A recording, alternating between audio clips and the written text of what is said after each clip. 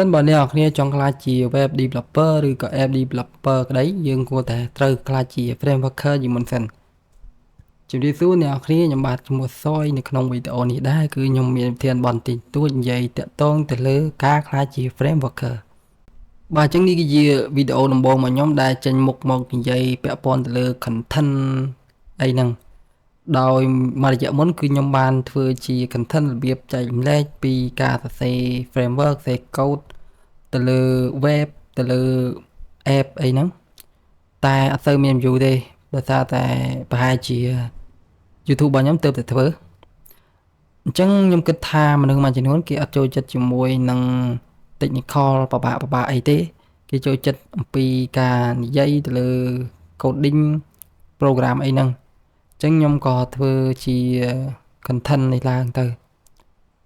ដោយខ្ញុំបានឃើញជាមួយនឹង developer មុនខ្ញុំហ្នឹងគេឆ្លៀតធ្វើជាវីដេអូនិយាយចែកម្លែកអំពី coding program អីហ្នឹងឃើញថាគេមានការគាំទ្រច្រើនដូច្នេះខ្ញុំចង់ធ្វើដូចពួកគេដែរអញ្ចឹងបើសិនបើអ្នកនរគ្នាមើលនៅក្នុងវីដេអូនេះសូមមេត្តាជួយចុច subscribe ចុច like អ្នកមួយមកដើម្បីជាកម្លាំងចិត្តដល់ខ្ញុំនៅក្នុងការធ្វើ content របៀបចែកម្លែកពីចំណេះដឹង program coding អីនឹងតទៅមុខទៀតបាទអញ្ចឹងយើងចូលដល់វិធានបទរបស់យើងទៅនិយាយទៅលើការក្លាយជា frameworker អញ្ចឹង frameworker ហ្នឹងគឺជាចំណងជើងដែលខ្ញុំដាក់ឲ្យមានការតាក់ទាញ view បណ្ដោះតាមពិតទៅវាគឺជាជ្រុងមួយនៃការ coding របស់ developer ដោយយក framework ធ្វើជា application របស់ពួកគេអញ្ចឹងសម័យឥឡូវ framework គឺមានគ្រប់វិស័យមានដូចជា web framework mobile app framework អញ្ចឹងនៅពេលដែលយើង build application អីយើងគួរតែរៀនជាមួយនឹង framework នេះទៅអញ្ចឹងសួរថាហេតុអ្វីបានជាយើងចាំបាច់ត្រូវប្រើប្រាស់ framework ទៅលើការសរសេរ build application អីមួយមូលហេតុនោះដោយសារតែ framework នោះអ្នកធ្វើគេបានធ្វើជារចនាសម្ព័ន្ធ code structure មកឲ្យយើងប្រើប្រាស់បន្តបន្ទាប់ហើយគេថែមទាំងតេស្តទៅលើល្បឿន security អីផងដែរមុននឹងគេ release ឲ្យយើងប្រើប្រាស់ណាអញ្ចឹងគេបានតេស្តសពគ្រប់ហើយដូច្នេះហើយនៅពេលដែលយើងប្រើប្រាស់ framework គេប្រៀបដូចជាយើងហ្នឹងទៅរៀនអំពី structure របស់គេហើយយកវាមក build ធ្វើជា application របស់ខ្លួនឯងអញ្ចឹងសម្រាប់ web framework គឺគេបែងចែកវាជាពីរទៀតមានដូចជា back end framework ហើយនិង front end framework ដោយ back end framework ហ្នឹងសំដៅទៅលើការគ្រប់គ្រង data security API database អីហ្នឹងនិយាយរួមទៅតាក់ទងទៅលើការគ្រប់គ្រង data របស់ user ហើយចំណែកឯ front end framework វិញយើងដឹងហើយនិយាយទៅលើការ design ផ្នែកខាងមុខអ្វីដែលយើងឃើញ UI ហ្នឹងធ្វើម៉េចឲ្យស្អាតឲ្យ user ងាយស្រួលប្រើប្រាស់អីហ្នឹងអញ្ចឹងនៅពេលដែលយើងចេះជាមួយនឹង back end ហើយនិង front end framework គឺយើងអាចហៅថា full stack បានហើយអញ្ចឹងនៅក្នុងនោះក៏មាន full stack framework ឲ្យយើងប្រើប្រាស់ដែរដែលគេ build សម្រាប់developer ណាតែខ្ញុំអត់បានលើកដាក់ចូលក្នុង slide ទេហើយយើងនិយាយទៅលើ mobile app framework វិញម្ដងអញ្ចឹង mobile app framework ហ្នឹងវាកាន់តែងាយស្រួលជាងមុនហើយឥឡូវពីមុនឡើយនៅពេលដែលយើងចង់ build ជាមួយនឹង iOS app គឺយើងត្រូវរៀនទៅលើ technical code ដូចជា Object C Swing ដើម្បី build តែ iOS app តែប៉ុណ្ណោះចំណែកឯ Android វិញគឺมันអាច build បានទេលុះត្រាតែយើងចេះជាមួយនឹង technical ផ្សេងដូចជា Java ឬក៏ Kotlin អីជាដើមដើម្បីអាច build ជា app របស់ Android បានអញ្ចឹងមូលហេតុនេះហើយបាន engineering គេបានធ្វើជា framework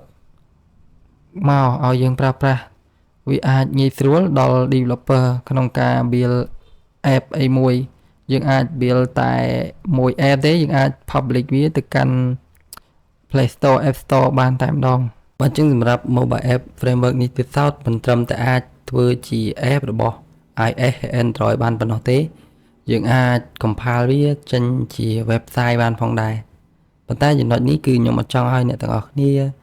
យក mobile app framework ធ្វើជាគេហទំព័រណា ដោយសារតែកត្តាមួយចំនួនដូចជា responsive screen ពួកអីនៅពេលដែលយើងធ្វើ application មួយសំដៅទៅលើការបង្ហាញតែនៅក្នុងទូរស័ព្ទហើយយើងចង់ឲ្យវាបង្ហាញនៅលើគេហទំព័រ screen អេក្រង់កុំព្យូទ័របានផងដែរអញ្ចឹងប៉ុណ្ណាលទ្ធផលគឺវានឹងចេញខុសពីអ្វីដែលយើងរំពងទុកអញ្ចឹងចំណុចនេះគឺតម្រូវឲ្យ developer ឆែកលក្ខខណ្ឌ screen ថាតើនៅពេលបង្ហាញលើកុំព្យូទ័រយើងគួរបង្ហាញម៉េចឲ្យស្អាតបង្ហាញទៅលើ tablet iPad យើងគួរតែដាក់ម៉េចហើយបង្ហាញលើអេក្រង់ទូរស័ព្ទយើងគួរតែដាក់ម៉េចចាខណៈដែលធ្វើការឆែកលក្ខខណ្ឌ screen ទៅលើការប្រើប្រាស់ជាមួយនឹង mobile app ហ្នឹងវាពិបាកណាយើងគួរតែប្រើប្រាស់ជាមួយនឹង web framework ដើម្បីធ្វើជាគេហទំព័រពួកអី web framework គេធ្វើសំដៅទៅលើតែ website ហ្នឹងហើយលក្ខខណ្ឌ screen អីមួយចំនួនគឺវាងាយស្រួលធ្វើជាងដែលយើងយក mobile app framework ទៅធ្វើ website ពួកអីជាមួយនឹង web framework គឺយើងអាចប្រើប្រាស់ជាមួយនឹង styleship ដើម្បីឆែកលក្ខខណ្ឌ screen អេក្រង់បានយ៉ាងងាយស្រួលជាងយើងប្រើប្រាស់ជាមួយនឹង mobile app ទៅធ្វើការឆែកលក្ខខណ្ឌទំហំអេក្រង់នីមួយៗណាអញ្ចឹងយើងគួរតែប្រើប្រាស់ web framework ធ្វើជា website បាទអញ្ចឹងនេះគឺជាគំនិតយោបល់របស់ខ្ញុំទេបើសិនមកអ្នកទាំងអស់គ្នាគិតយ៉ាងណាក៏តាមនឹងទៅបាទអញ្ចឹង framework មិនត្រឹមតែមានជាមួយនឹង web framework mobile app framework ប៉ុណ្ណោះទេក៏មានទាំង AI framework ផងដែរសម្រាប់ឲ្យយើងប្រើប្រាស់អញ្ចឹងសូមសើអ្នកបង្កើត framework មិនដឹងខួរក្បាលអីទេខ្លាំងមែនទែនដោយចំណុចនេះខ្ញុំចង់និយាយទៅលើ deep learning framework ដែលជា sub category មួយរបស់ AI ជាមួយគ្នានឹង machine learning តែនេះមិនមែនជាចំណេះដឹងដែលខ្ញុំមានទេណាពួកឯងខ្ញុំចេះដល់និយាយទៅរឿងធ្វើ AI ហ្នឹងអញ្ចឹងគេមានដូចជា TensorFlow PyTorch AI framework សម្រាប់ឲ្យអ្នកបង្កើត AI ប្រើប្រាស់ដោយពីមុនឡើយគឺនៅពេលដែលយើងចង់បង្កើតជាមួយនឹង model របស់ AI គឺតម្រូវឲ្យយើងសរសេរជាមួយនឹង coding ទៅលើការគណនាគណិតវិទ្យា calculate អីហ្នឹងឲ្យយើងមានចំណេះដឹងទាំងអស់ហ្នឹងតែឥឡូវវាកាន់តែស្រួលហើយយើងចាំបាច់ធ្វើការសេកូដគណនាតាមរូបមន្តគណិតវិទ្យាដើម្បីបង្កើតmodel ដំណើរការ AI អីទៀតទេយើងគ្រាន់តែមានជាមួយនឹង framework របស់គេទៅលើបច្ចេករបស់យើងហើយយើង import យកមកប្រើប្រាស់មកវាមានមុខងារ function តាម